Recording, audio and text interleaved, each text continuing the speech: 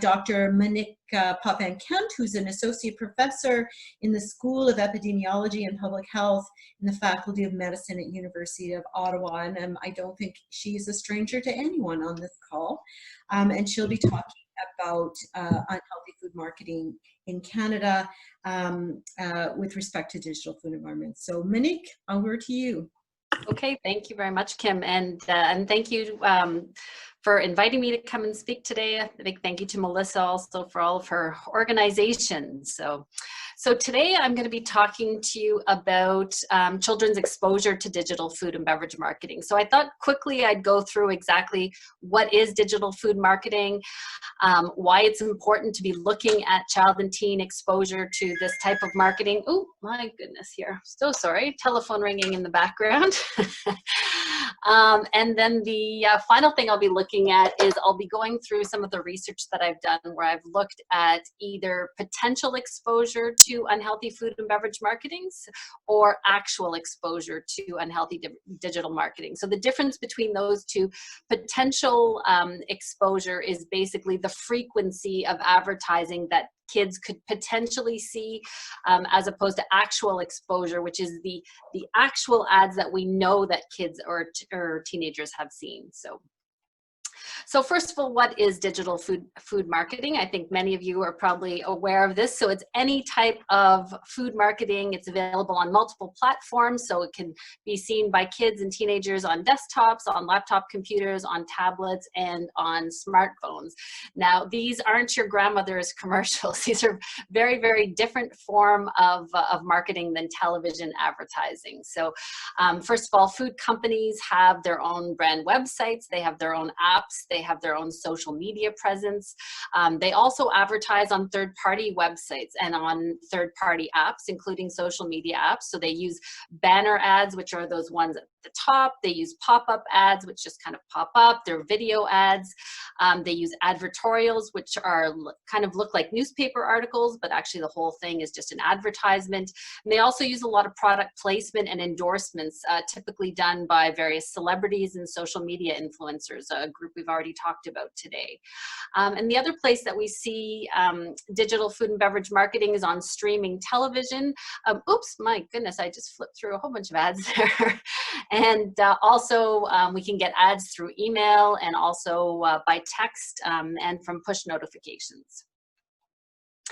Now, as I mentioned earlier, digital food and beverage marketing is so different than other forms of marketing, primarily because it's interactive. So kids can actually engage with the product. So if you look at the image here on the screen, this is an example of an advert game where kids can actually play with the Fruit Loops, piece of cereal and engage with the product.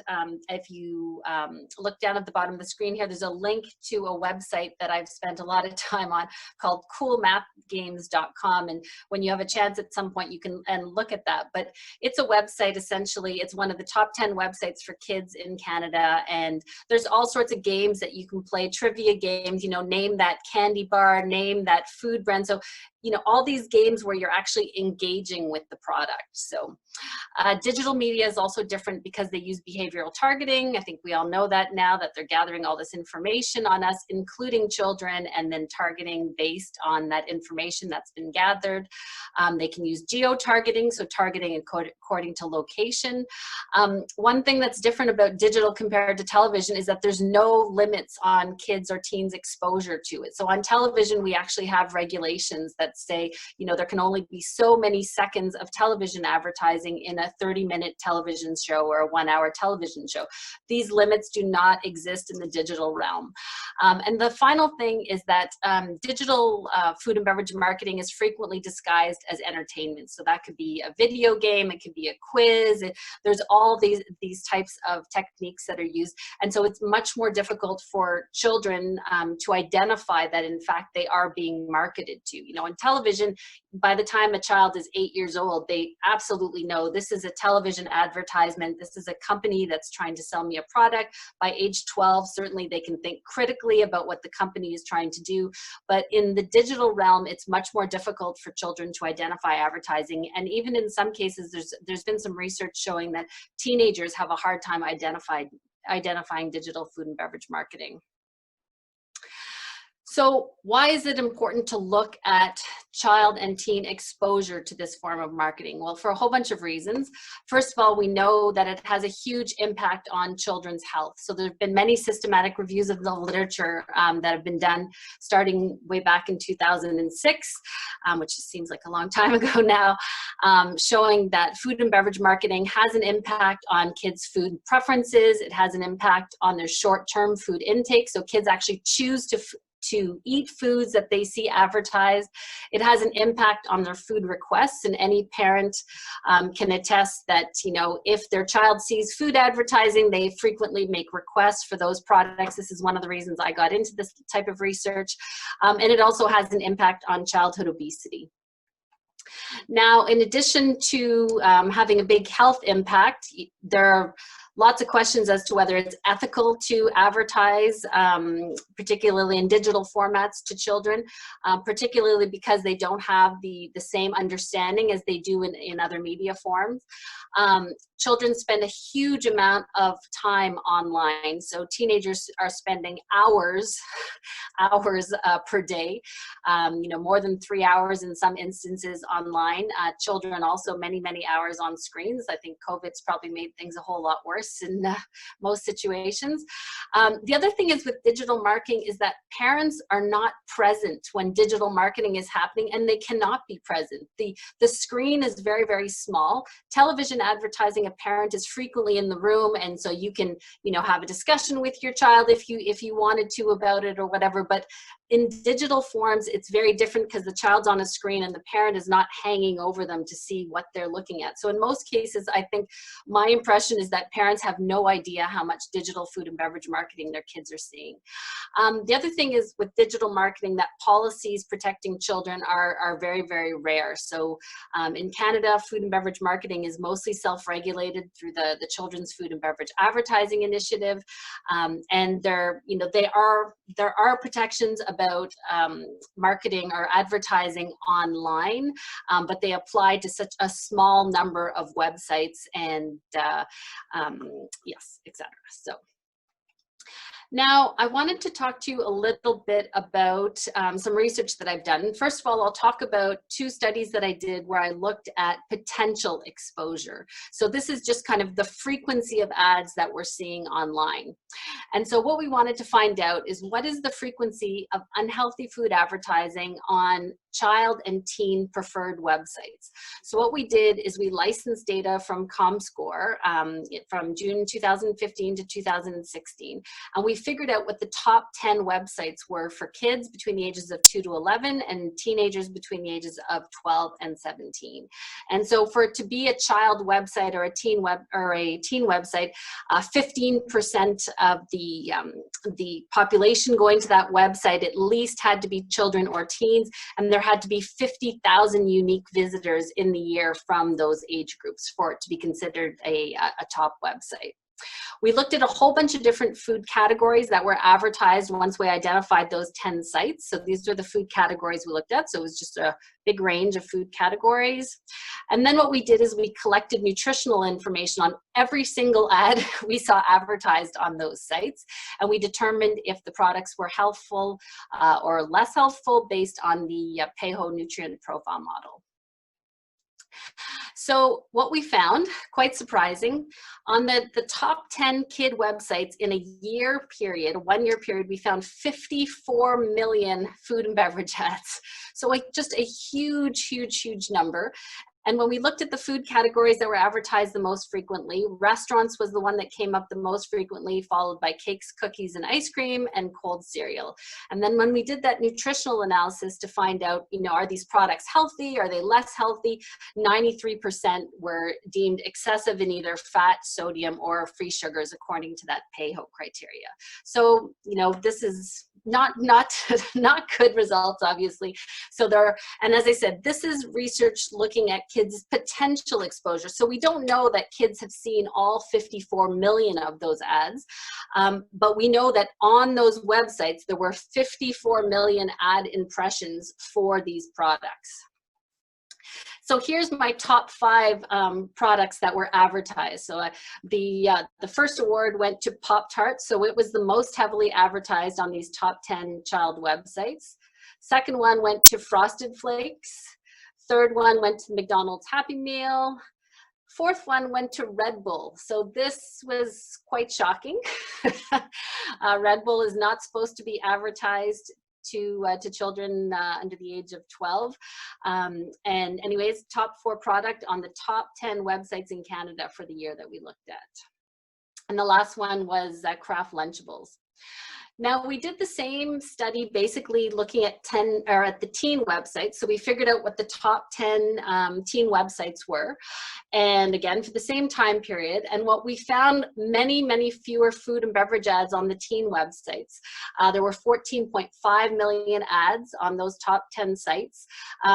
And when we looked at the most advertised food categories, though, we saw kind of a similar profile as to what we'd seen with the child websites. Cakes, cookies, and ice creams, product category number 1, followed by cold cereal, restaurants, and then sugar-sweetened beverages also had a big presence on those teen websites.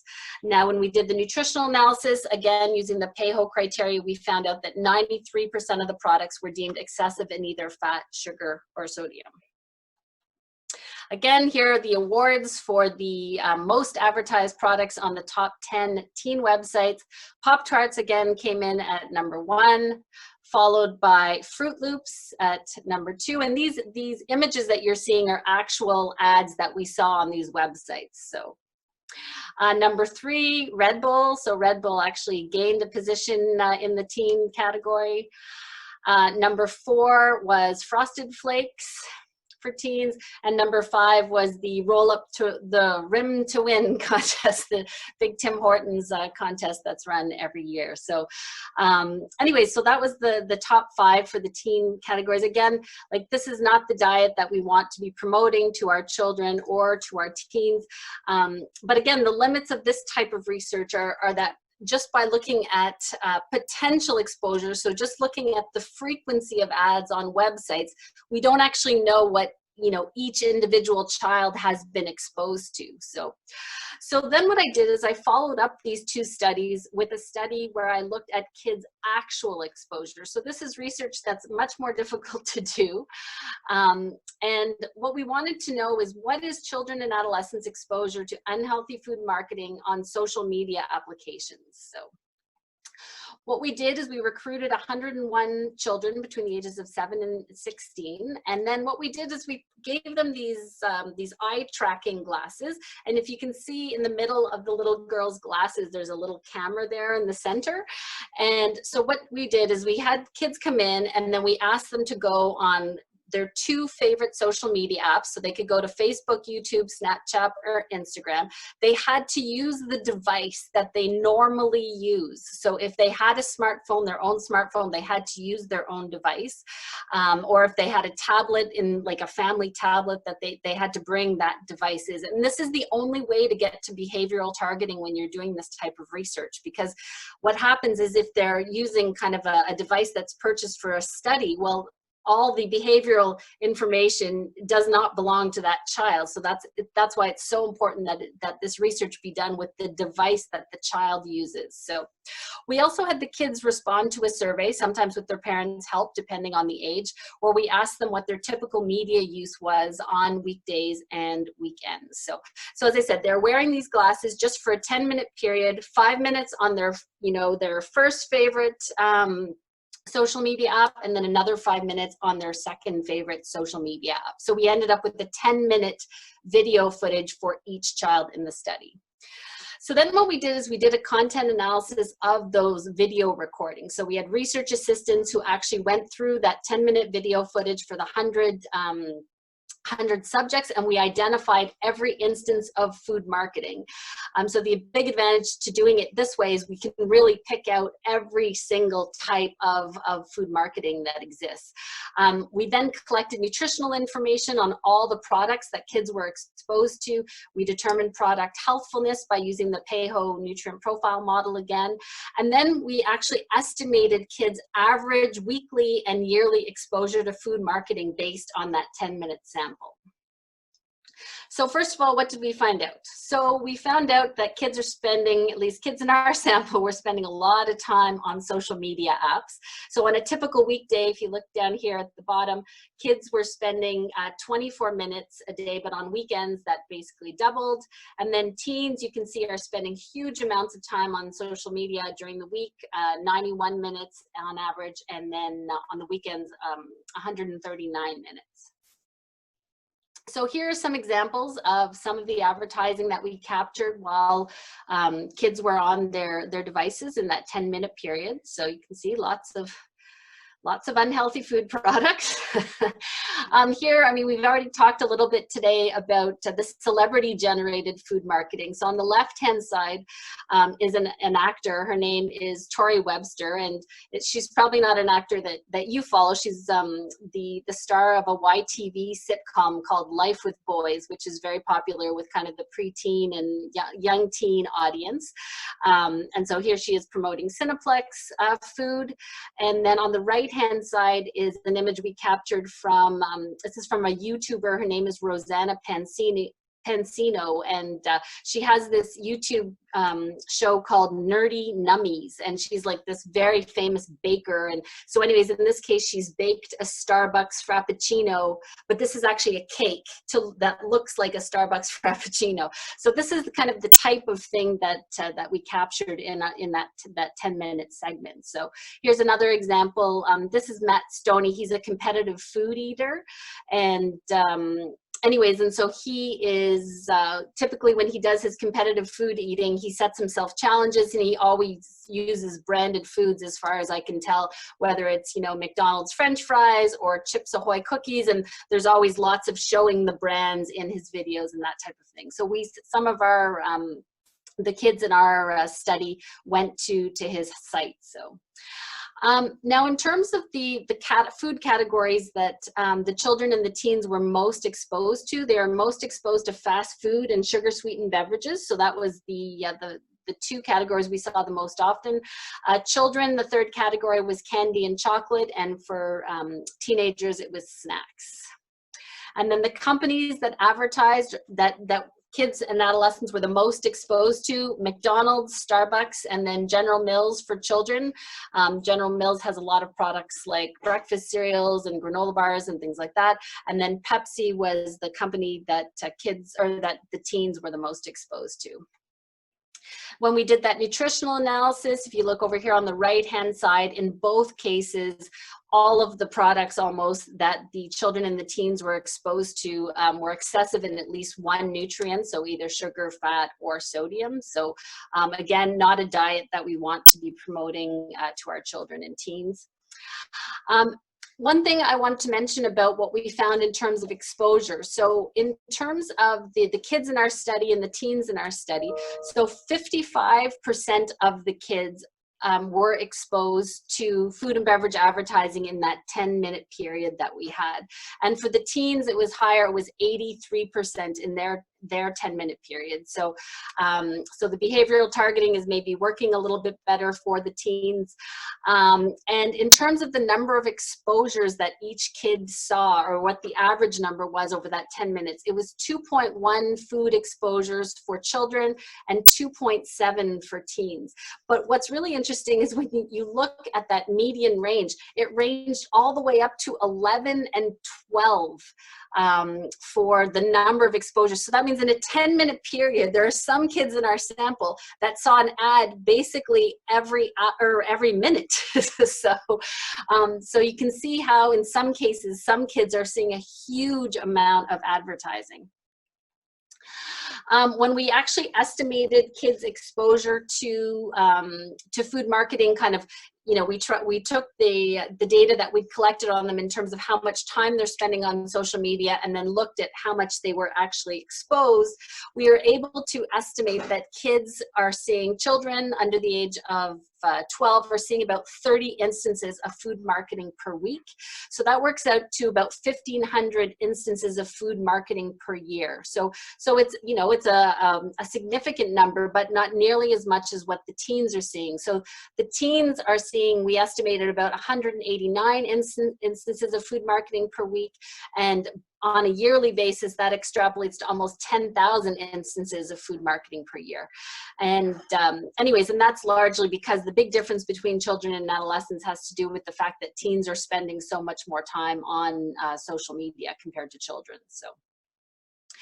Obviously, lots of strengths and limitations to the research. It was the first study to capture food marketing exposure in social media applications. And one of the great things, as I said, is we are able to capture behavioral targeting. And that's why I said it's so important in this type of research that you use children's own devices. We also had a very objective measure of exposure. So we actually recorded with those eye tracking glasses exactly what the child was seeing in that 10-minute period. In terms of limitations, we did have a small convenience sample. The exposure estimates may be inflated because media use was self-reported.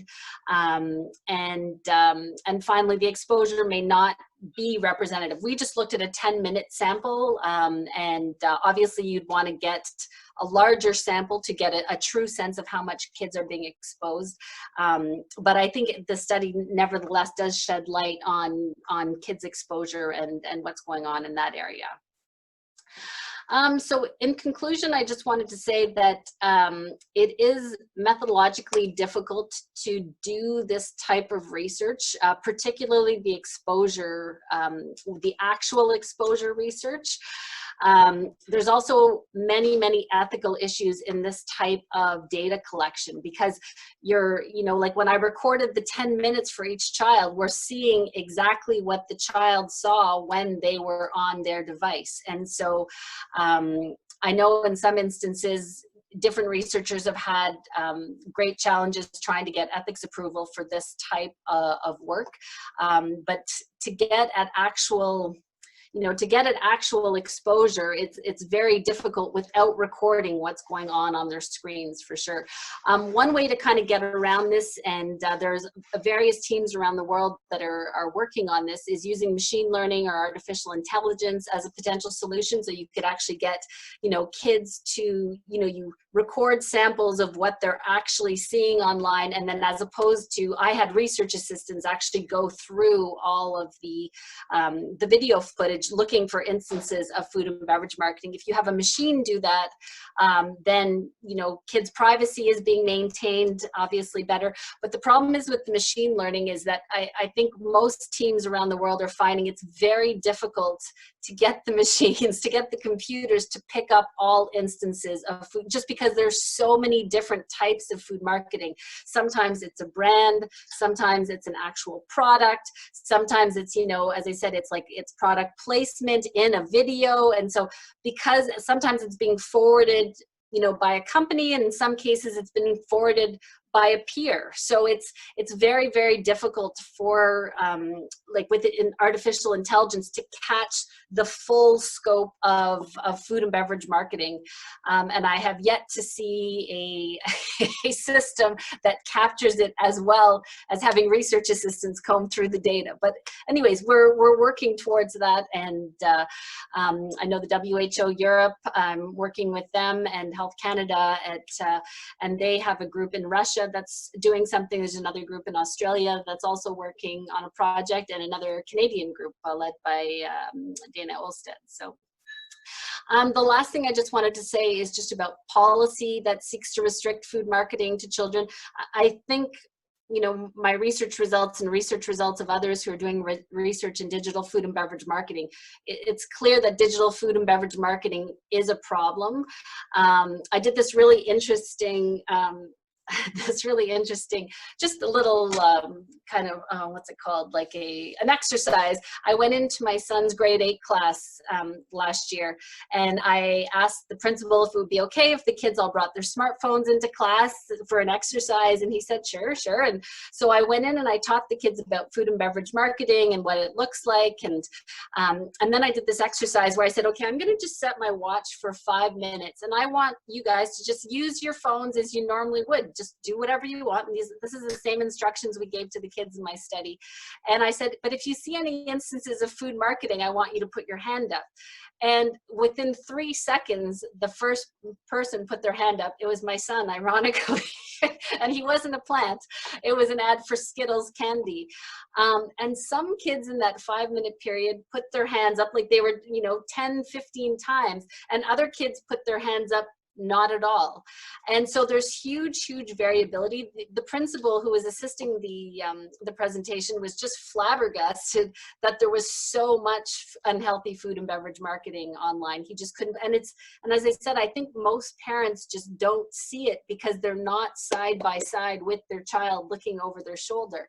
Preteens and teenagers would definitely find that super annoying. So anyways, I think policy in this area is absolutely essential. I know obviously Health Canada is working in this direction. It's very, very challenging area of policy because of, we can't control what's going on outside of our borders. And I know often there's we talk about having a technological solution to this type of food and beverage marketing. And that's being worked on, I think, by numerous governments. And I'm not sure if Health Canada can share with us today maybe about how they see regulating food and beverage marketing in the digital sphere. But it is certainly much more technically challenging than regulating television advertising or regulating advertising in a school setting or in a recreation center. But just because it's difficult, it doesn't mean we shouldn't do it. So, and I think I will leave that as my final point. So it is challenging, but it absolutely must be done because kids are being exposed to very, very high levels. So thank you very much.